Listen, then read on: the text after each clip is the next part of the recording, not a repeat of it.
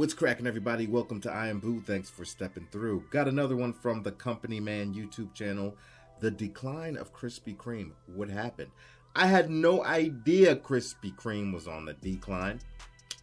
And I've never liked Krispy Kreme anyway. Never liked them. Never been a fan of their donuts. I always thought Dunkin was better, and some local spots I used to live around in the past. I don't know what it is. I don't know if they're donuts. I think they're just way too sweet for me. Way too sugary. Not a fan of Krispy Kreme, man. Don't like them. So I'm curious to see what's going on with the franchise. Check it out.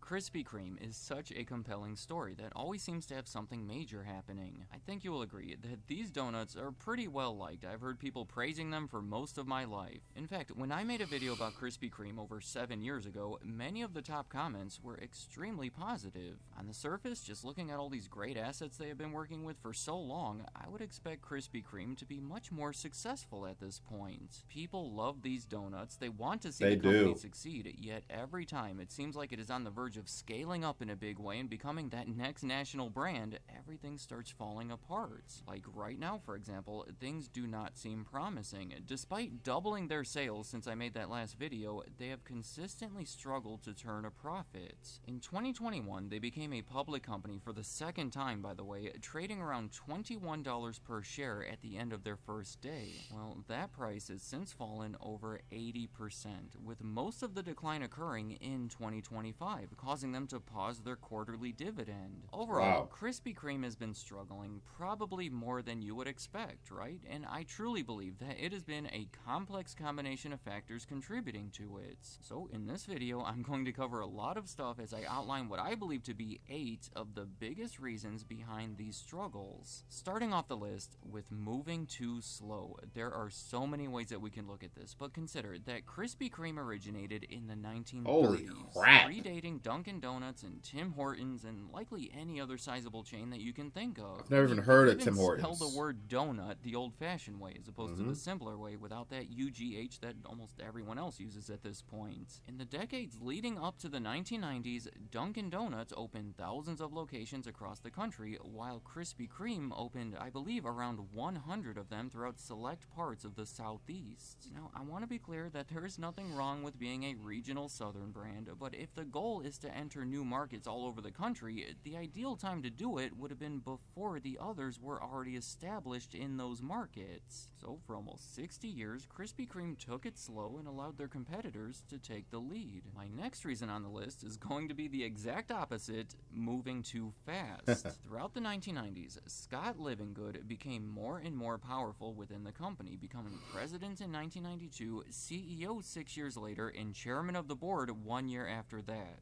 His big plan when he took over was to aggressively open restaurants in new areas around the country, which I know already seems risky, but at first things were looking pretty good. Krispy Kreme quickly gained a cult-like following, with everyone telling their friends about this great new donut place that they had found. However, as it became more popular, it kind of lost that novelty feeling. I think people felt that it wasn't cool anymore now that everybody knew about it. Also, with such a rush to open these new donut shops, it can be difficult to ensure that you are opening them in the right areas. It takes a lot of research that does not seem like it was properly conducted, considering that they were criticized for oversaturating certain markets while ignoring others. It was also reported around that time that they were loaning money to their franchisees, suggesting that the demand in these areas was not at the level it needed to be for them to be profitable, leading me right into my next reason, high costs. I would argue that the main appeal of Krispy Kreme is that their donuts are made fresh in the restaurants. In the 1930s, when Vernon Rudolph opened that first bakery, he would mainly sell donuts to local stores. He would also sell them directly to the public if people dropped by while he was making them, but it started out as much more of an afterthought. But over time, they started putting that neon sign outside to let people know when they were freshly made, and even installed windows so customers can watch them being made. But I have to question, as far as the business they're trying to conduct, if all of it is really worth it. Just imagine how much more complicated it is to open a Krispy Kreme compared to a Dunkin' Donuts. Consider the cost of that machinery and the space requirements. Since Dunkin' Donuts can more easily squeeze into a high population area, I would say it has been almost impossible to compete with them in terms of convenience. Currently, Krispy Kreme has around 350 stores in the US, not too far off of their peak, while What? They only have 350? In the US? Bro, if you would have told me that outside this video, I would have said ain't no way. Dunkin' Donuts is approaching 10,000. I also want to mention here that Krispy Kreme opened a flagship 4,500 square foot store in Times Square in 2020, so not the best timing there. But in recent years, Krispy Kreme has shifted their strategy to try to take better advantage of all these, well, essentially donut factories that they have scattered all around the country. It is kind of a throwback to how they started, where they make the donuts at the shops and then deliver them to nearby stores and restaurants who then sell them to their customers. They call it delivered fresh daily, and I'm going to put that as the next reason on my list. There are obvious advantages here in that it raises sales and makes the donuts more available, but I have it as a potential negative here because it just does not seem profitable unless there is massive demand for the product, and it is done on a massive scale. They made a deal with Walmart to deliver fresh donuts daily to, I believe, about a quarter of their locations, which is a really big deal, but each of those Walmarts have to sell a lot of donuts each day to make it all worth it.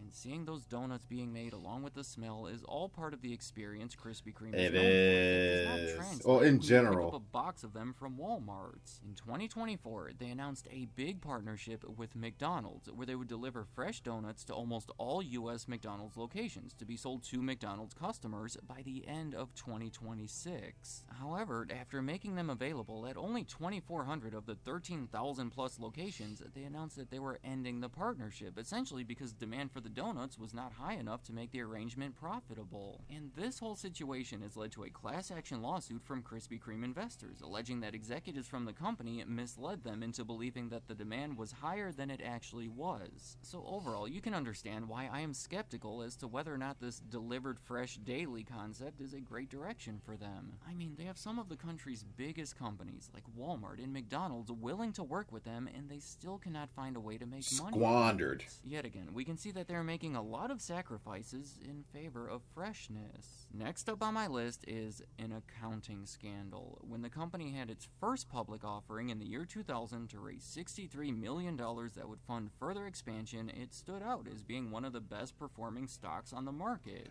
However, it was later exposed that certain figures, specifically in 2004, may have been manipulated to mislead investors into believing that the company was doing better than it was. There was an SEC investigation, shareholders were suing the company, they had to restate some of their reports, and overall, it was a big deal. It caused their stock price to tank, it hurt their reputation for a while, and was likely a contributor to falling sales and profits in the years after it was exposed. And in addition to all of this, Scott Livingood was dismissed from the company and later ordered to pay fines related to it along with two other top executives, giving me the perfect transition into the next reason on my list, changing leadership. And I will admit this is more of a high-level reason. I just want to point out that the founder of the company passed away in the 1970s, and in the 50-plus years since then, I would not say that the company has been stable or consistent. I don't think it would be worth it to go through the whole timeline here, but I want to convey that there have been multiple owners and leaders throughout that time with mixed results, many of which have implemented changes different from the leaders before, but none of them elevating the company too much higher than it was when they started. Most recently, in the middle of 2025, it was announced that their chief financial officer and their chief growth officer would be leaving the company. Going back to the list, with a much more concrete reason,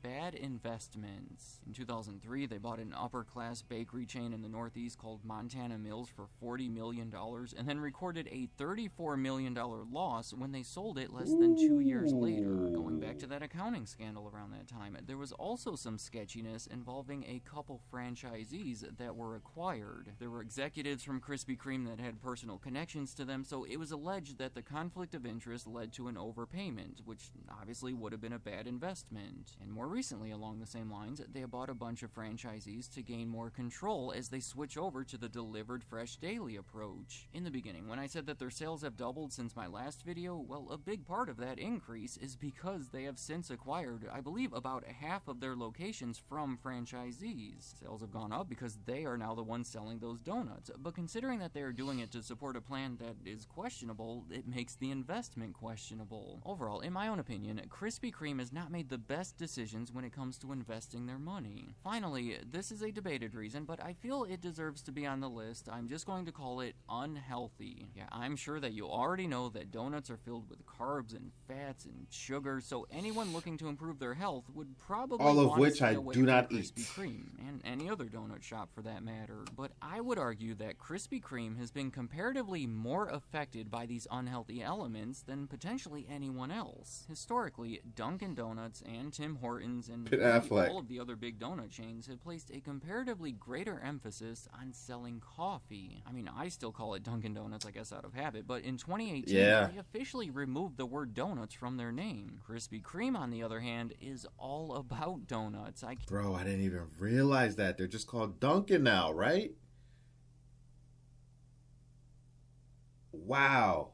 But everybody still calls it Dunkin' Donuts, like he said. Can't imagine that anyone thinks about coffee when they think about Krispy Kreme. No, they Their do mission not. statement that you can find on their website is to make the most awesome donuts on the planet every single day. In the mid-2000s, right when Krispy Kreme was dealing with the effects of their overexpansion and their accounting issues, a lot of people in the US started following low-carb diets. In early 2004, a study suggests that around 9% of the country was on Atkins or something similar. At the time, Krispy Kreme cited that as the main source of their issues, which obviously oversimplifies it, but since they were already vulnerable, I can completely understand how that could have made a bad situation even worse for them. To summarize, it has been a wild combination of factors that have brought down the Krispy Kreme brand over the years. In the end, I think a lot of it comes down to the fact that it is difficult to make money by simply selling fresh donuts, unless it is on a large scale and there is an incredible demand for them, neither of which has been the reality for Krispy Kreme. Let me know in the comments, what do you think about Krispy Kreme?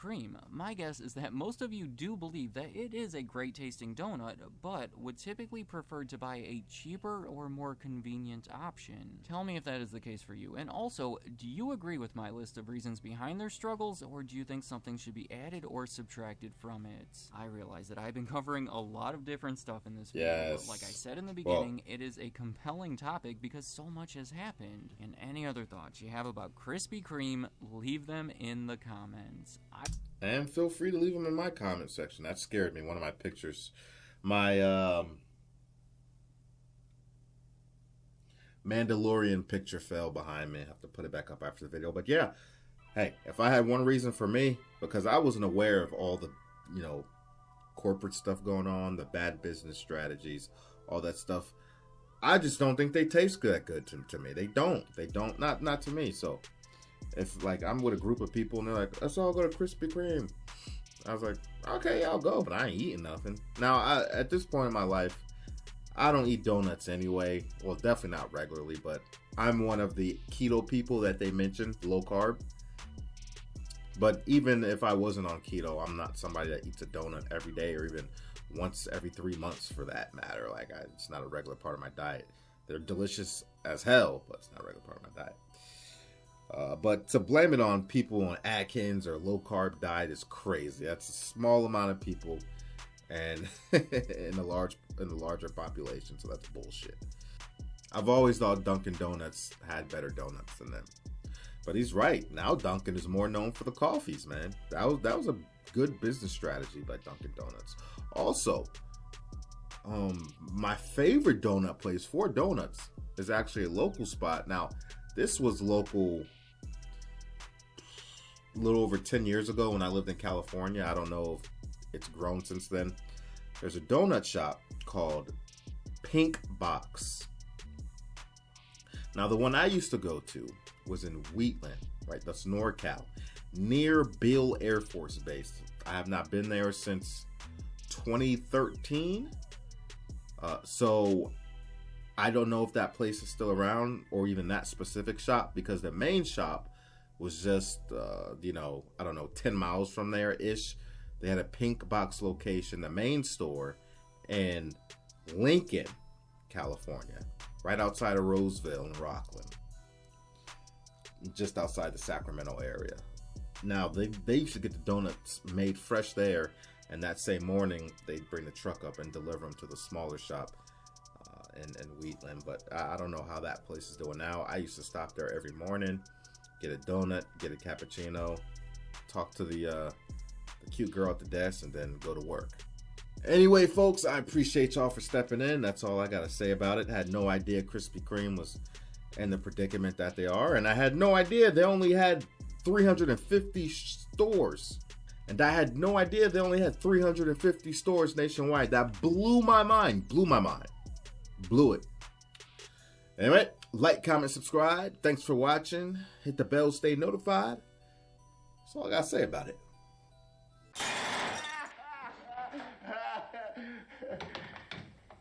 Keep the change, you filthy animal.